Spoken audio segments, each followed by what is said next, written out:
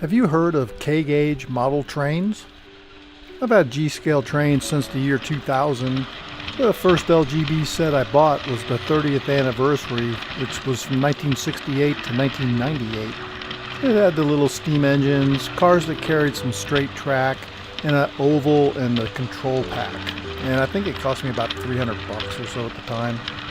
Since then, I've moved on to mostly USA trains, but I do have Bachmann, Aristocraft, and some Pico cars.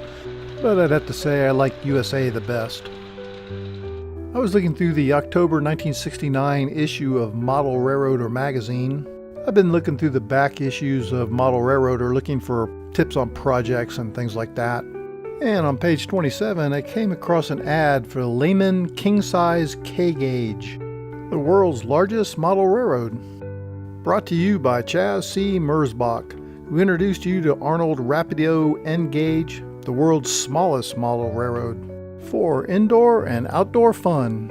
Twice the size of O-Gauge, 4 times larger than HO, 8 times larger than N-Gauge. K-Gauge is big and it's going over big. It's colorful, beautifully detailed, and sturdily constructed for outdoor fun. You have to see it to believe it, and to see it is to fall in love with it. Send for fully illustrated color catalogs, and always look to Merzbach for the unusual. Charles C. Merzbach was reputed to be a colorful character. Tales have been told that he raised more than a few eyebrows when some of his full-page advertisements in the 40s and 50s featured striptease artist Blaze Starr, posed among the model trains he sold. More than likely, this was a carefully planned promotion targeting troops returning home from the war, looking perhaps to get into model railroading. From the late 1940s through the 1960s, he was the official U.S. agent for Fleischmann. He also imported Brawa, Fahler, and Markland, and many others. Merzbach died in 1992 by suicide, according to one source. It says in the ad you can send for the K-Gauge model railroad catalog for 25 cents. Shoot them a check and they'll send you one. But this not being the 1960s, this is the year 2025, we do things a bit different nowadays. I went online and I found that 1969 catalog for free as a PDF. And that engine on the cover looks really like the engine I bought in the year 2000, so I don't think they've changed it much. From what I understand, the K designation for King only lasted about a year or two, and then they changed it over to G.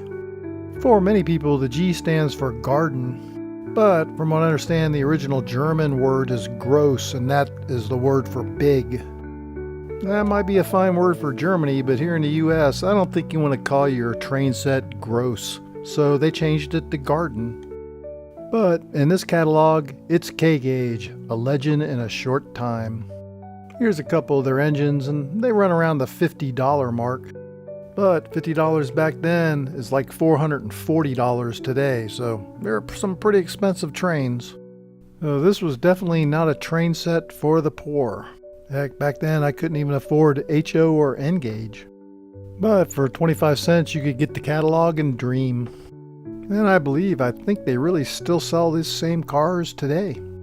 But back then I never really even knew about K-scale or large-scale trains, probably because I couldn't afford them.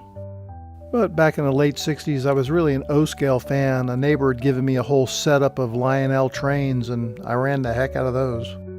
There's a passenger train and the freight train sets, and you'll notice they're in today's dollars about $800, $900. Back then they offered an indoor and an outdoor track. The indoor track I believe was nickel, and the outdoor track was brass, like it is today. I hope you enjoyed this dive into the early history of LGB in the USA. I never knew it was called K-Gauge until I ran across that ad, so a little bit of history there. Never knew about the Blaze Starr thing either. I looked pretty heavily for the ads she was in, but I couldn't find them. Maybe someone with some old magazines from the 40s and 50s could scan the copy of it. That would be pretty cool. But if you made it this far, thanks for watching. Please like, subscribe, comment, and all that other junk, and we'll catch you on the next video.